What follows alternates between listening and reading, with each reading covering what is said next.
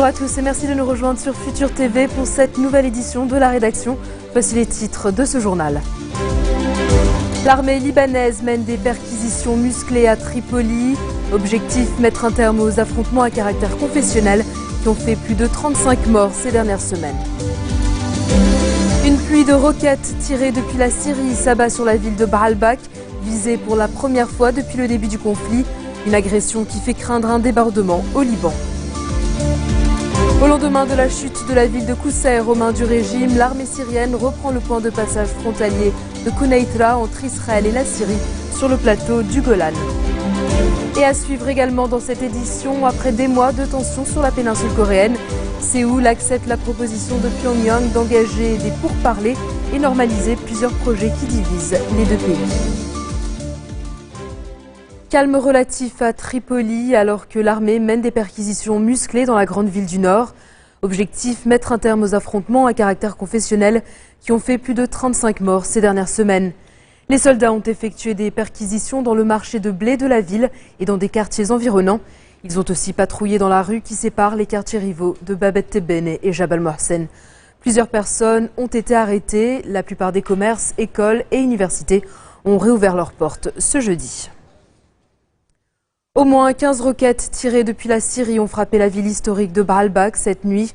Il s'agit d'une des attaques les plus importantes contre ce fief du Hezbollah dans la Bekaa, depuis que l'opposition syrienne a menacé de riposter au soutien militaire des combattants de Hassan Nasrallah au régime de Damas. Les roquettes ont blessé au moins 3 enfants et provoqué des dégâts matériels. 3 roquettes sont tombées dans le centre de Baalbek et 2 autres près des ruines romaines de la ville qui attirent de nombreux visiteurs. Le procureur général auprès de la Cour de cassation, Hatem Mahdi, a demandé la levée de l'immunité du député du Coran du Futur, Mohamed Kabbara, une mesure qui intervient au lendemain de la demande du président Michel Sleiman d'engager des poursuites contre le parlementaire.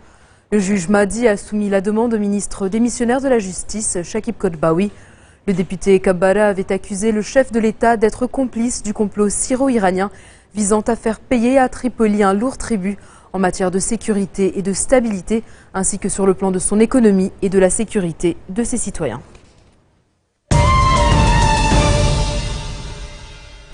Au lendemain de la prise de Qousseir, l'armée syrienne, toujours appuyée par des combattants du Hezbollah, a porté les combats vers les villages situés près de cette localité frontalière stratégique.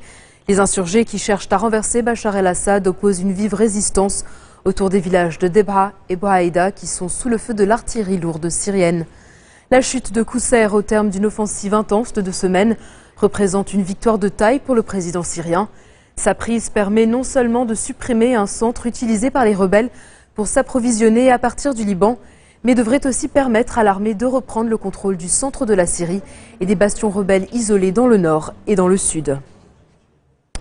Israël en état d'alerte, des combats opposent soldats et rebelles syriens dans le secteur de Quneitra, le principal point de passage entre Israël et la Syrie sur le plateau occupé du Golan. Le checkpoint a été repris par l'armée régulière après être tombé aux mains des rebelles. Le secteur a en tout cas été décrété zone militaire fermée. Il y aurait des blessés parmi les soldats syriens. Le chef de la mission de maintien de la paix de l'ONU a confirmé ces incidents à la frontière entre la Syrie et Israël. L'État hébreu craint que le Golan ne devienne le point de départ d'attaques contre des Israéliens de la part de djihadistes qui participent au combat contre Damas. Israël occupe depuis 1967 une partie du plateau du Golan, pris à la Syrie lors de la guerre des 6 jours. Invité de l'émission politique sur France 24, le chef de la diplomatie française, Laurent Fabius, est revenu sur la crise en Syrie. Il estime que Bachar el-Assad a marqué un point en reprenant la ville syrienne de Qousseir, jusque-là aux mains des rebelles. Extrait.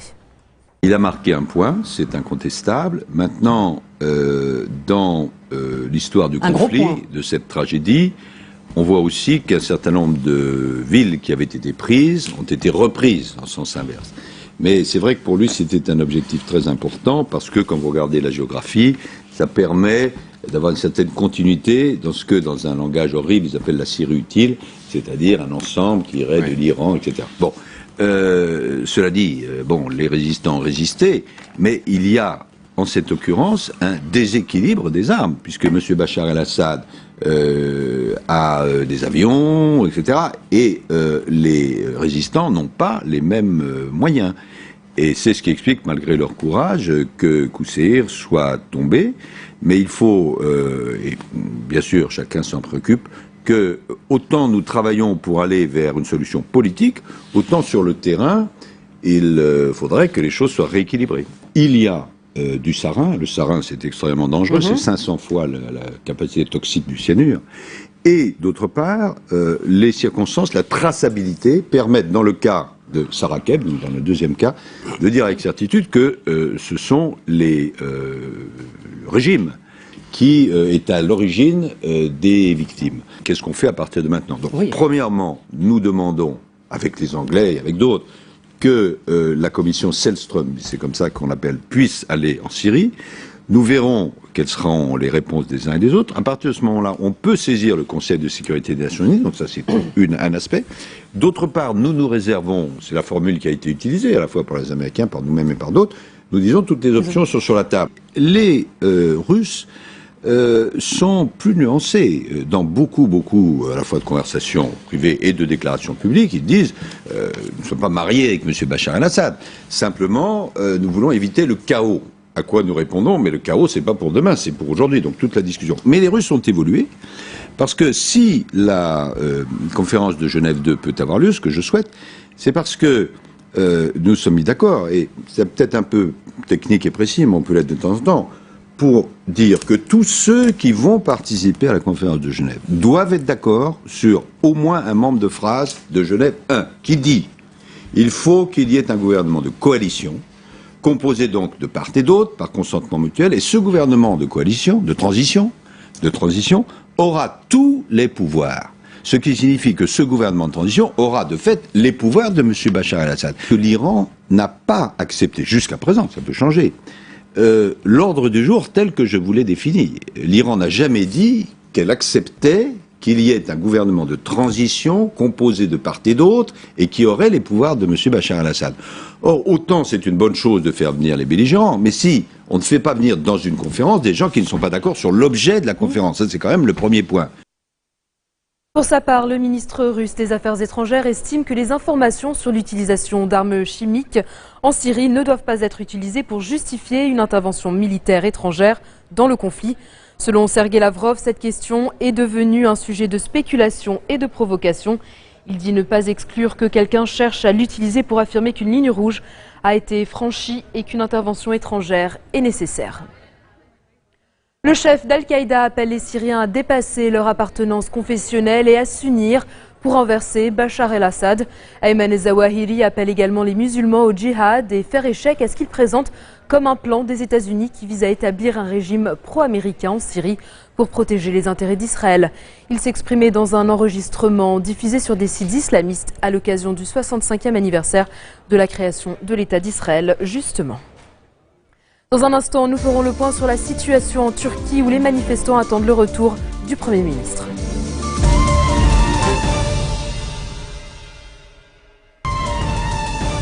Retour sur le plateau de l'info de Futur TV. En Turquie, les manifestants se préparent au retour du Premier ministre après une tournée au Maghreb. Recep Tayyip Erdogan est parti lundi en pleine crise avec des protestations antigouvernementales réprimées par les forces de l'ordre. Sur la place Taksim à Istanbul, où tout a commencé il y a 6 jours, les manifestants réclament toujours la démission du chef du gouvernement. Comme les jours précédents, des affrontements ont à nouveau éclaté à Ankara, la capitale. Les forces de l'ordre ont dispersé plusieurs milliers de protestataires à grand renfort de gaz lacrymogène et de canons à eau. À l'origine des manifestations, l'opposition des écologistes et des partis laïcs à un projet de rénovation urbain d'un parc près de la place Taksim. Depuis le début de la contestation, les manifestants accusent Erdogan de dérives autoritaires et de vouloir islamiser la Turquie laïque. Direction le Yémen où les forces armées ont tué 2 chefs locaux d'Al-Qaïda et arrêté un 3e responsable. L'opération a été menée dans la province de Marib, à l'est de la capitale.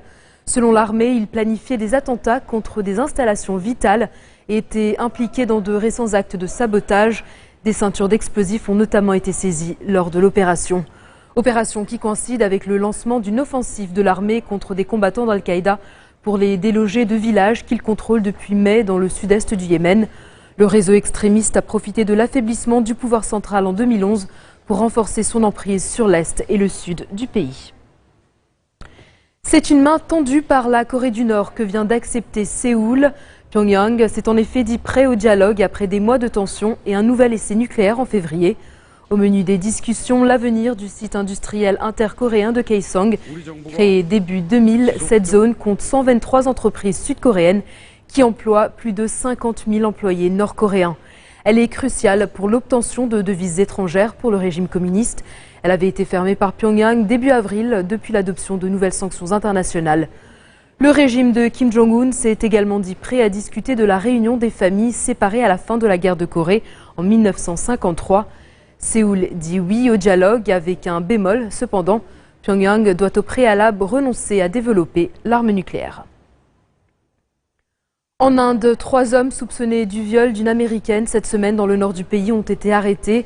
La jeune femme âgée de 30 ans et dont l'identité n'a pas été révélée avait été prise en autostop par 3 hommes alors qu'elle cherchait à regagner son hôtel après avoir passé la soirée avec des amis. Elle n'avait pas pu trouver de taxi.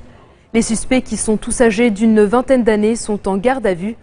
En décembre dernier, souvenez-vous, la mort d'une jeune indienne de 23 ans des suites d'un viol collectif commis dans un autobus à New Delhi avait fait les gros titres de la presse mondiale et suscité des manifestations de masse en Inde. Le viol est monnaie courante dans ce pays où un crime de ce genre est commis toutes les 20 minutes. En bref, dans le reste de l'actualité de ce jeudi, un immeuble de 4 étages en cours de démolition s'est effondré dans le centre de Philadelphie, faisant 6 morts et 14 blessés. Le bilan pourrait s'alourdir. Une femme de 61 ans a été retirée vivante des décombres plus de 12 heures après l'effondrement. Elle a été hospitalisée dans un état critique. Ni le nombre de personnes à l'intérieur du bâtiment au moment des faits, ni les causes du drame n'ont pu être déterminées pour l'heure. Un soldat américain accusé d'avoir tué 16 civils afghans a plaidé coupable de meurtre avec préméditation. Le sergent Robert Bales espère ainsi échapper à la peine de mort devant la cour martiale de Seattle. Ce massacre avait été perpétré en mars 2012 dans un village du sud de l'Afghanistan. Armé d'un pistolet, d'un fusil et d'un lance-grenade, Bales était sorti à 2 reprises en pleine nuit de sa base militaire pour aller attaquer des villageois dans leur maison. La plupart de ses victimes étaient des femmes et des enfants. Baptisé Albert Einstein, ce véhicule de transfert automatique s'est envolé avec une fusée Ariane 5 depuis Kourou en Guyane française. Il doit ravitailler la station spatiale internationale en eau, air, vivres ou encore carburant et pièces de rechange pour les expériences. Avec ses 20 tonnes, ce cargo est la charge la plus lourde jamais envoyée par l'Europe dans l'espace. L'appareil doit s'amarrer à l'ISS dans une dizaine de jours. C'est une collection unique qui est mise aux enchères ce jeudi au Palais d'Iéna à Paris. La collection Artistes pour la Liberté réunit des œuvres créées par des sculpteurs et des artistes peintres à partir de fragments du mur de Berlin. Constituée dès 1990, cette collection, qui compte aujourd'hui 48 pièces, a été acquise par Sylvestre Verger qui s'est employé à la faire voyager et à l'enrichir au fil des années. Cette collection a déjà été exposée dans plusieurs villes à travers le monde. Le montant des œuvres varie de 3 à 300 000 euros selon les créations. La valeur totale de la collection, elle, dépasse les 800 000 euros. Elle est mise aux enchères par la maison parisienne Pierre Berger et Associés. C'est la fin de ce journal. Tout de suite, le rappel des titres qui ont marqué l'actualité de cette journée. L'armée libanaise mène des perquisitions musclées à Tripoli. Objectif, mettre un terme aux affrontements à caractère confessionnel qui ont fait plus de 35 morts ces dernières semaines. Une pluie de roquettes tirées depuis la Syrie s'abat sur la ville de Baalbek, visée pour la première fois depuis le début du conflit. Une agression qui fait craindre un débordement au Liban. Au lendemain de la chute de la ville de Qousseir aux mains du régime, l'armée syrienne reprend le point de passage frontalier de Kounaïtra entre Israël et la Syrie sur le plateau du Golan. Et puis, après des mois de tension sur la péninsule coréenne, Séoul accepte la proposition de Pyongyang d'engager des pourparlers et de normaliser plusieurs projets qui divisent les deux pays. Merci de votre attention. Retrouvez-nous tous les jours à 16h40, heure de Beyrouth. Vous pouvez également nous suivre en ligne et en direct au www.futurtvnetwork.com ou en téléchargeant gratuitement notre application mobile Futur TV Lab. Excellente suite de programmes sur notre antenne. Vous retrouverez Serge Berberi à la barre du prochain JT.